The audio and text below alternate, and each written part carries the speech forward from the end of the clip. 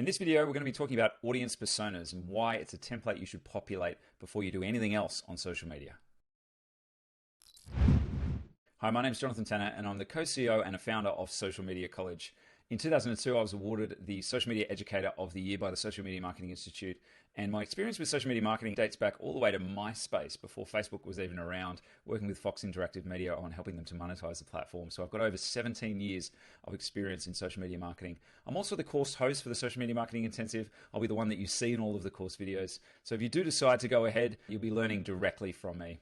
I like to think of my job as taking things that are quite complicated and confusing and really just breaking it down, explaining it in easy to understand language. So as I mentioned, today we're going to be talking about audience personas. What exactly is an audience persona? Well, it's a semi-fictional representation of your ideal customer. It's who your organization is targeting with its products or services. Audience personas can sometimes be referred to as buyer personas, marketing personas, buyer avatars, audience avatars, buyer profiles, all the same thing. So why is an audience persona important? Well, firstly, it's going to help you to write better copy.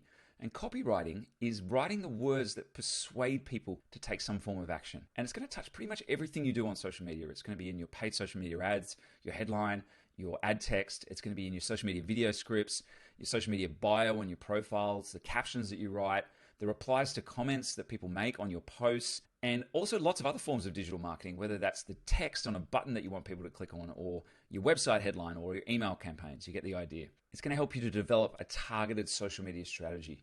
It'll also help you to create the right type of content for your audience, whether that's choosing the right content format, like an image versus a video, or also choosing the right topics, what your content is actually about.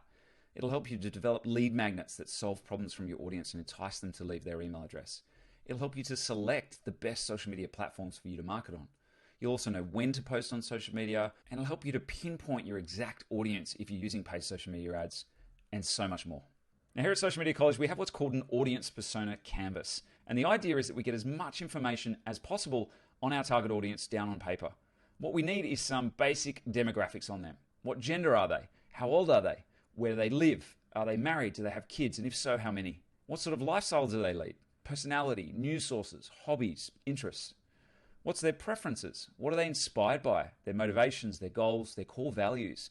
What do they really dislike? So maybe some information about their career and education too. What do they do for work? Who do they work for? What's their industry? How senior are they in their role? What's their level of education, and where did they study? Next, we want to know about what they're doing online.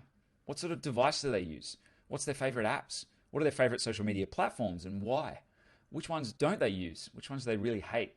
What sort of content do they like, and what sort of content do they dislike?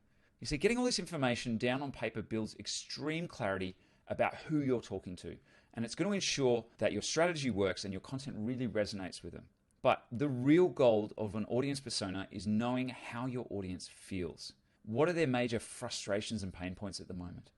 What is their current state? Where are they in their life now, and where do they want to get to?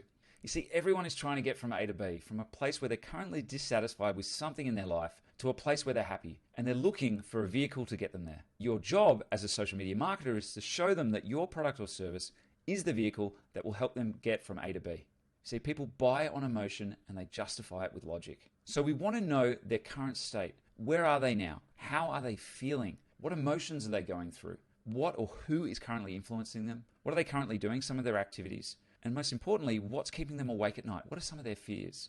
Then we want to know where they want to go, their future state. What are they trying to achieve? What do they want to happen? What do they dream about? How do they want to feel? And what do they want to do? I wrote down our persona in such ridiculous, crazy detail. I thought there is no way that this is going to appeal to a lot of people. But I've had dozens, and I mean dozens of people tell me unprompted that they felt like I was talking directly to them, one-on-one. They felt like I knew them intimately. And I know it seems counterintuitive, but the more specific you are, the more you will actually broaden the appeal of what you're saying to your audience. And conversely, the more generic you are, the less you'll get notice. And it comes down to this. On social media, if you're talking to everyone, you're talking to no one. But the more that you refine who it is that you're talking to, the more you will stand out in crowded news feeds. Now, once we've written down our audience persona, we almost want to talk about them like they're a real life person. And let me give you an example of this. Varsha is a tech-savvy Indian grandmother with 17 grandchildren who lives on the New South Wales North Coast. She travels frequently to visit her grandchildren and follows them on Facebook, which she checks every morning. She regularly shops online for gifts and loves her 2 West Highland Terriers. Now from this, we can learn that she's tech savvy, which tells us we can use more technical language in our social media posts and also our paid social media ads. She's got lots of grandchildren, which means that she values families. She lives on the New South Wales North Coast, so you can talk about that local area or target that area with paid ads. She's on Facebook, so we know we need to be on Facebook as a social media platform if we want to target Varsha. She checks Facebook each morning, which helps us to know when to post content. She shops online, which helps us think about our sales copy and also moving her towards making a purchase. And she loves the 2 West Highland Terrier dogs, so we could create some content involving dogs in some way. So you can see from this very simple example just how much information we can gather to help us succeed with our social media marketing. You're probably wondering, how do you get all this information on your audience persona? Well, for established businesses, the business owner will usually know straight away. They'll say, it's Susie Will, she's 43, she lives in this particular place, she's got 3 kids, she loves the color green, and her favorite coffee is a soy milk cappuccino. They know all this information about their ideal customer because the person is real. But most people won't know who this real life person is. And even if you do, you want to back it up with some data. So you can use data from your CRM, your customer relationship management software. You can also look at existing customer and sales data. Maybe you can analyze some of your website data to learn more about your audience. You could interview some of your customers. This is never a bad idea, and often some of the greatest insights come from doing this. You could send out a survey using a tool like SurveyMonkey or Jotform.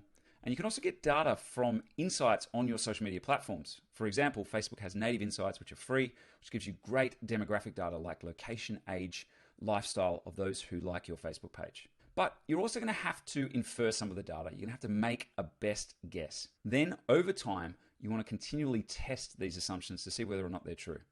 Another question you're probably asking yourself is, can you have multiple audience personas? The answer is absolutely yes. In fact, I did some work for a big telecommunications company and they had over 15. You can have as many as you like, but just be aware that technically you need a social media strategy for each of the different personas, which means creating different content, writing different copy, potentially choosing different social media platforms, web pages, lead magnets, email sequences, and sales brochures. So you want to carefully consider whether or not you do need those additional personas. Now, if you're some type of wholesaler, then you're definitely going to need at least 2.